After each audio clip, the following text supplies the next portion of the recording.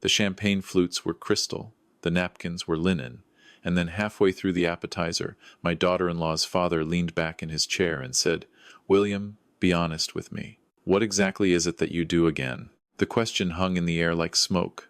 This particular kind of silence, the kind that comes when someone wants to embarrass you in front of your own family, had a weight to it I recognized immediately. I'm 63 years old now. I've learned that the most dangerous people aren't the ones who shout, they're the ones who smile while they slip the knife in. And Richard Pemberton, sitting across from me in his $5,000 suit, was definitely smiling. My son Marcus had married his daughter 2 years ago. Beautiful wedding, 40,000 roses, ice sculptures, a string quartet that had played for the Prime Minister. I'd worn my best suit, the one I'd bought in 1998, and I'd smiled through the whole thing because my boy was happy. That's what mattered. That Sarah made him laugh. That she loved him. But Richard had never quite forgiven Marcus for not being what he called established. For living in a modest townhouse in Scarborough instead of Forest Hill. For driving a 10-year-old Civic instead of leasing something German. For having a father who, as far as Richard knew, did consulting work and lived in a small bungalow in East York. I'd met Richard exactly 4 times before this dinner. Each time, he'd managed to work in some comment about real estate opportunities, or the importance of building generational wealth, or knowing the right people. Each time, I'd nodded politely and changed the subject. Sarah would give me these apologetic looks, and Marcus would squeeze my shoulder afterward, but I told them both the same thing. It doesn't bother me. Life's too short to care what people think. That was true, mostly. But tonight felt different. Tonight felt deliberate. Dad's a consultant, Marcus said quickly, cutting his salmon into smaller pieces than necessary. You know that. Yes. Yes. Consulting. Richard swirled his wine. But consulting in what, specifically? It's just that Sarah mentioned you work from home most days. Very flexible schedule. Must be nice. The subtext was clear. Must be nice to not have a real job. Must be nice to have so much free time. Must be nice to be semi-retired at 63 because you never really made it in the first place. Sarah's mother, Patricia, patted her lips with her napkin. Richard, don't be rude. I'm not being rude, darling. I'm making conversation. William, you don't mind, do you? We're family now. We should know about each other's work. I took a sip of water. The restaurant was one of those places where they don't list prices on the menu, where the sommelier has a taste of it hanging from a chain, where the bathroom has actual hand towels instead of paper. Richard had chosen it specifically. This was his territory, his stage. I do financial consulting, I said. Risk assessment mostly. Portfolio management. Richard's eyes lit up like he'd just confirmed something. So you help people with their investments, like a financial advisor. Something like that. Do you have your CFP? Your CFA? No. Interesting. He took another sip of wine. The financial industry has become so regulated, hard to work in it without the proper credentials these days. But I suppose at your age, you were grandfathered in. Marcus's jaw tightened. Sarah looked at her plate. Patricia studied the ceiling like she'd never seen crown molding before. I could have said something then. Could have mentioned that I didn't need credentials because I wasn't managing other people's money. Could have mentioned that the consulting I did was reviewing acquisition proposals and restructuring recommendations that came across my desk 3 or 4 times a year. Could have mentioned that the reason I worked from home was because I'd retired from active management of Garrison Capital Partners in 2019, but retained my position on the board and my 48% ownership stake. Could have mentioned that the portfolio I managed was my own, and it was worth approximately $2.3 billion. But I didn't, because men like Richard Pemberton don't actually want answers. They want confirmation of what they already believe. And I'd learned a long time ago that the most powerful thing you can do is let people underestimate you. The industry has changed a lot, I agreed. Would you pass the bread? The dinner continued. Richard told a story about golfing with someone important. Patricia asked Sarah about their vacation plans, then made a face when she heard they were going camping in Algonquin. Camping? At your age? You should go to the Amalfi Coast like we did. Marcus mentioned that he'd gotten a promotion at the engineering firm. Richard said, Good, good. Every bit helps, doesn't it? Every bit helps. Like Marcus was scraping by. Like my son, who'd graduated top of his class from U of T and who made 6 figures at 34, was barely keeping his head above water. I watched my son's face as he absorbed these little cuts, watched him smile and nod and pretend they didn't land. He'd been doing this for 2 years. Sarah, too. They loved each other. But love doesn't make Sunday dinners with condescending in-laws any easier. William. Richard turned his attention back to me as the entrees arrived. I don't think I ever asked. Where did you go to school? Ryerson. Ah, good school. Very practical. The pause before practical was surgical. I'm McGill myself. Commerce program. That's where I met Patricia. Where did you and Marcus's mother meet? At a community center. She was teaching an ESL class. I was taking one. Richard's eyebrows went up. You're an immigrant? I didn't realize. You don't have an accent. I came here when I was 9, from Trinidad. My parents worked in a factory. My mother cleaned houses on weekends. Well, Richard smiled. That's the Canadian dream, isn't it? Come here with nothing, work hard, build a life. Admirable, really. And now here you are, having dinner at Canoe with us. The condescension was so thick you could spread it on toast. The implication was clear. You've come a long way from cleaning houses, but let's not pretend you belong in places like this. Let's not pretend you're on our level. You're here because my daughter married your son, but we all know the social geometry of this situation. I cut into my steak. It was perfect, medium rare, probably $60. Here I am, I agreed. Marcus was gripping his fork so hard his knuckles were white. Sarah had stopped eating entirely. Patricia was making a show of being fascinated by the Toronto skyline through the floor-to-ceiling windows. Richard wasn't done. You know, William, I've been thinking. Sarah mentioned that you and Marcus don't get together as often as you used to. I was telling Patricia, we should do these dinners more regularly. Make it a monthly thing. My treat, of course. Of course. Because Richard picked up the check, Richard controlled the evening. Richard decided where and when and how. Richard got to sit at the head of the table, literal and metaphorical, and remind everyone of their place in the hierarchy he'd constructed. And actually, speaking of getting together more, Richard reached into his jacket pocket and pulled out an envelope. Cream-colored, expensive paper. He slid it across the table toward Marcus. I wanted to give you this. Early anniversary present. Sarah's eyes went wide. Dad, we said no gifts this year. It's not exactly a gift. Open it. Marcus opened the envelope. Inside were papers, stapled together. His eyes scanned the first page, and I watched the color drain from his face. It's a job offer, Richard said. One of my associates runs a development firm. They need a project engineer.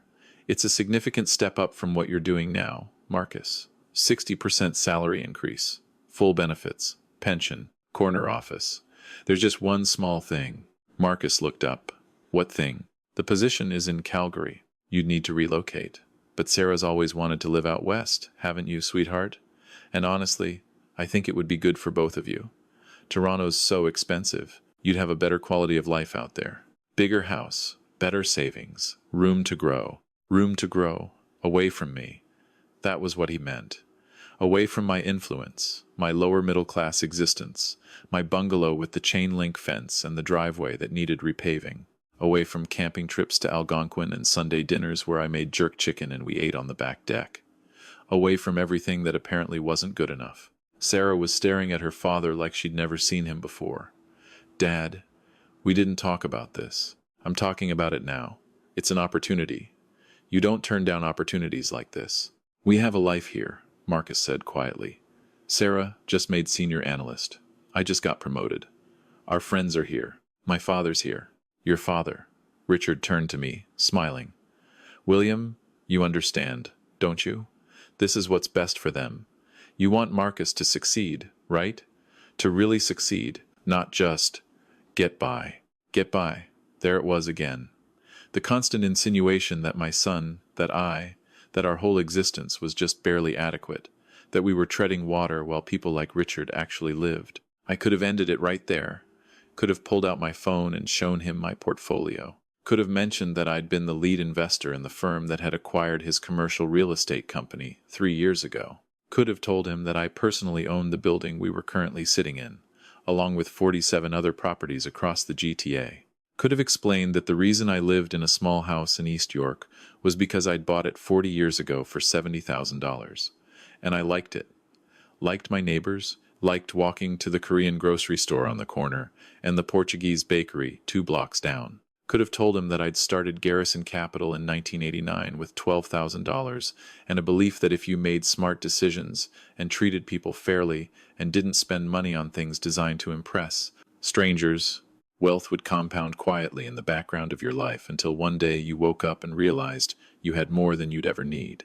Could have mentioned that I'd been anonymous on purpose, used holding companies, and numbered corporations, precisely because I didn't want my life defined by money. Didn't want Marcus growing up as the rich kid. Didn't want people treating me differently.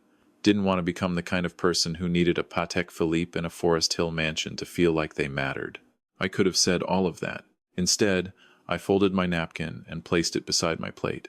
"Richard," I said quietly, "can I tell you something?"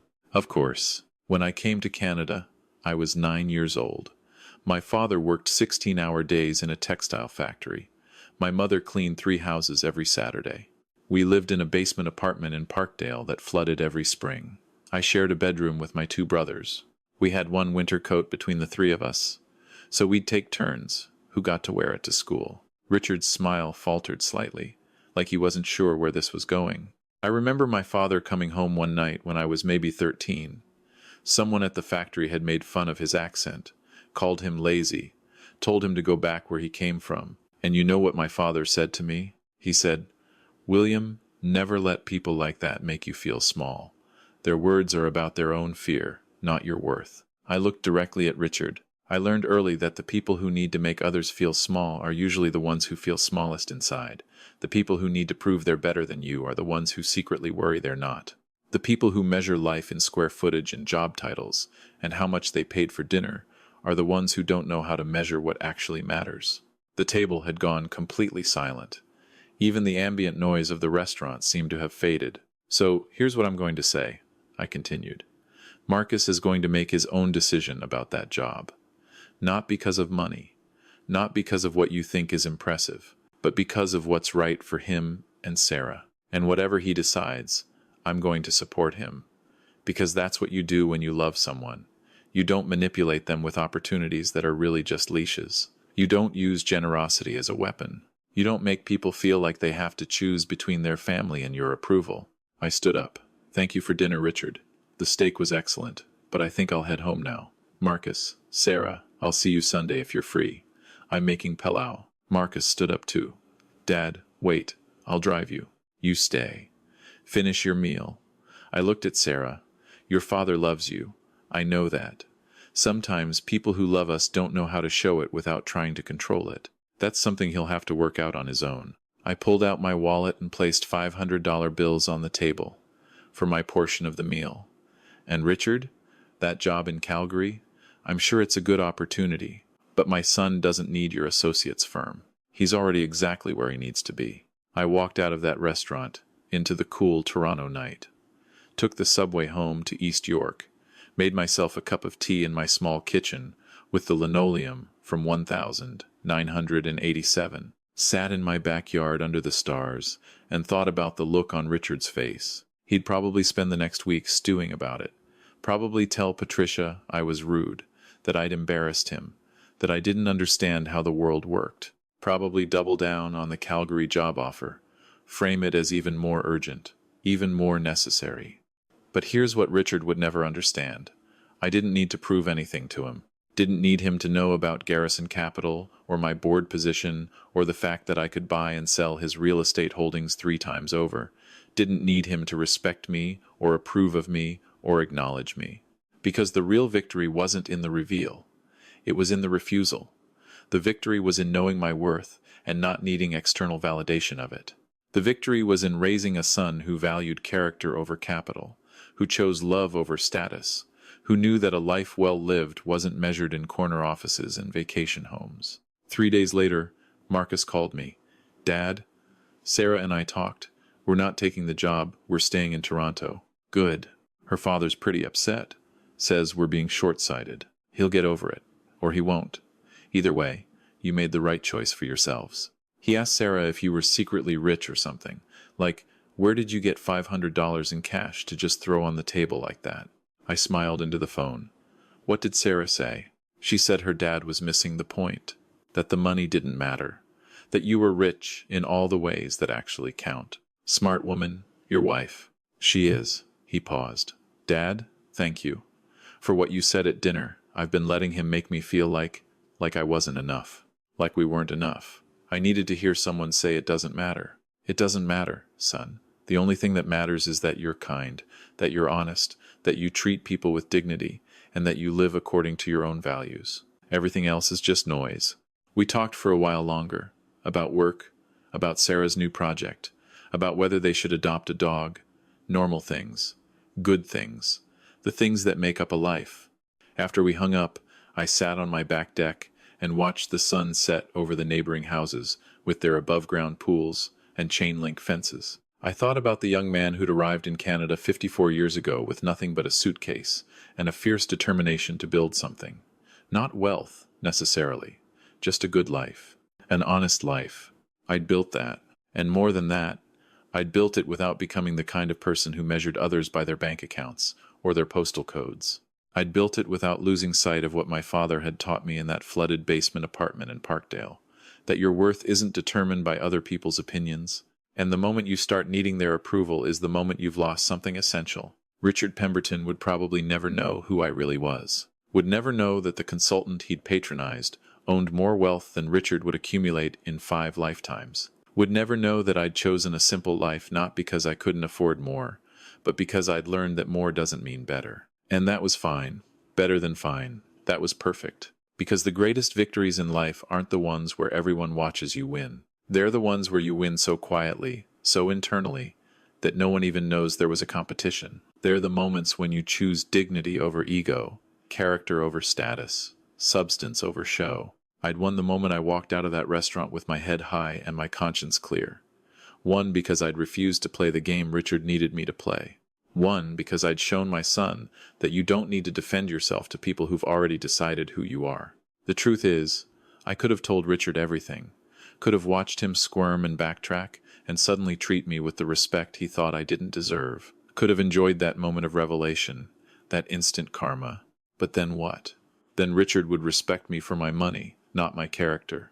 Then Marcus and Sarah would have to navigate a family dynamic where their parents were engaged in some weird power struggle. Then I'd become exactly the kind of person I'd spent my whole life refusing to be. Someone who used wealth as a weapon, who needed others to acknowledge their success, who couldn't be content with simply being. So I kept my secret. Not because I was ashamed of what I'd built, but because I was proud of who I'd remained. Not because I was afraid of Richard's judgment, but because I was secure enough not to need his approval. And in the end, that's the lesson I hope Marcus learned that night at Canoe. Not that his father had money, not that we could have put Richard in his place with a few well-chosen revelations, but that the strongest position you can take in life is the one where you don't need to take a position at all, where you can sit across from someone's condescension and pity and barely concealed contempt, and simply let it wash over you like rain, knowing that their opinion of you has no bearing on your actual worth. My father used to say, the tallest trees don't need to announce their height. I think about that a lot these days. Think about how the people who are truly secure in themselves don't need to prove it, don't need the validation, the recognition, the public acknowledgement. They just grow, quietly and steadily, reaching toward the sun while their roots dig deep into soil that nourishes them in ways no one else can see. And when storms come, when people like Richard Pemberton try to cut them down to size, they bend but don't break. They weather it. They endure. And they keep growing, no matter who's watching. That night, after Marcus called, I sat in my backyard until the stars came out. The house behind me was small and old, and needed work in about 15 different ways. The fence needed painting. The roof was going to need replacing in a year or two. The driveway still had that crack that made the mailman trip every few weeks, but it was mine. Bought and paid for 40 years ago, full of memories of Marcus growing up, of his mother before she passed, of Sunday dinners and birthday parties, and all the small, perfect moments that make up a lifetime. Richard Pemberton could keep his mansion in Forest Hill, could keep his need for expensive restaurants and luxury cars, and the constant validation that comes from making sure everyone knows how successful he is. I had something better. I had a son who knew his worth wasn't measured in salary bumps and corner offices. I had a daughter-in-law who understood that richness comes in forms that don't appear on balance sheets. I had a life built on values that wouldn't depreciate with time or vanish in market crashes. And I had the quiet satisfaction of knowing that the most powerful response to condescension isn't retaliation, it's refusal. Refusing to engage on their terms. Refusing to prove yourself. Refusing to play the game at all. Sometimes the bravest thing you can do is let people underestimate you. Let them think they've got you figured out. Let them believe their narrative about who you are and what you're worth. Because you know the truth. And in the end, that's the only opinion that matters.